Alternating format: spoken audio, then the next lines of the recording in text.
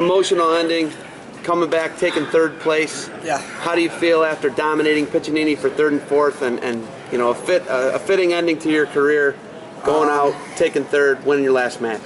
I don't know. I don't get too sentimental about this or that. I've been saying it all year, saying all tournament. It's just another match, just another tournament. You know, no different. A little asterisk by it. Bronze medal. Whoop-de-doo. The bigger deal for me is losing, refocusing, coming back. Not only shows the kind of wrestler I am, but the person I am, the man I've become. I was in the same position 2 years ago when we were here in St. Louis. I was that close, but I wasn't mature enough to really ice the cake there against Waters in the bronze medal match. So a little bit, I'm more proud of my maturity than my wrestling today. How long did that take you last night to process everything and then just move past it? To be honest, I haven't processed it yet. You know, the mission, I came here on a mission. The mission was to be a national champ.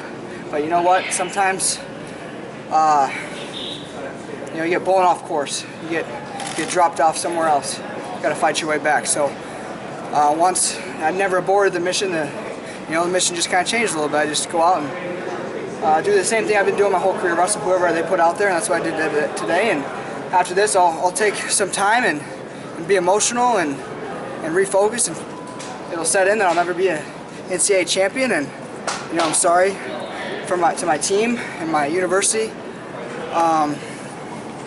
So yeah. So much offense from you all season long. What do you think happened last night that kept you from getting to offense? He was strong, stronger than he looks for sure. He was tying me up, you know, really squeezing hard, and I got in a couple shots, and he stuffed me in that first one, and that second one in the overtime.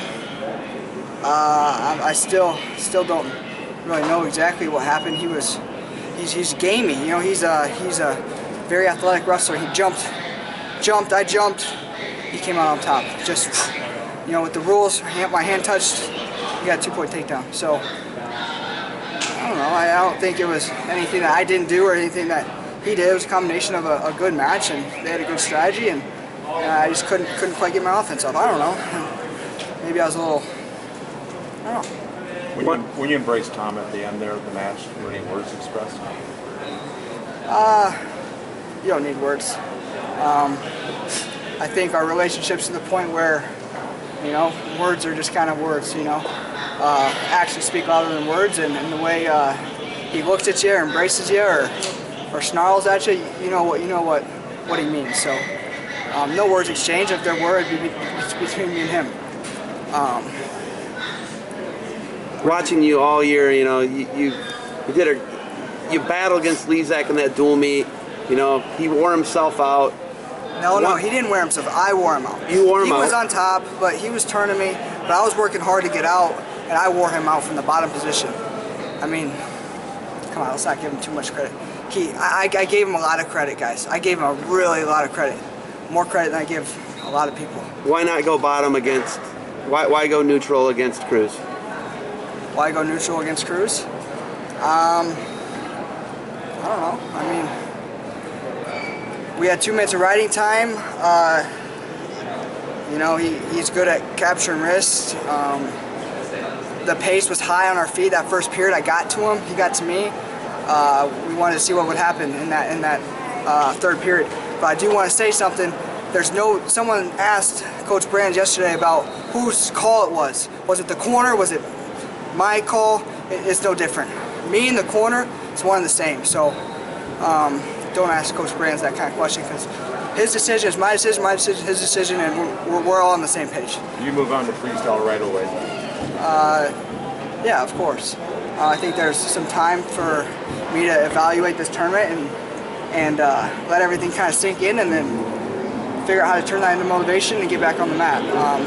It needs to be a conversation between me and Coach Brands. You know, it's not a given that I just can stick around. You know, I put myself in a good position, but I need to, you know, ask him if he gives me his blessing, his willing, and then I'll be training for the Hawkeye Wrestling. Would you consider your career as a Hawkeye a success? I would, because I've become a phenomenal wrestler. From when I started until now, I've gotten a lot better. Wrestling But more than that, I've become a better person and a better man. I've become a man, or I'm starting to become a man.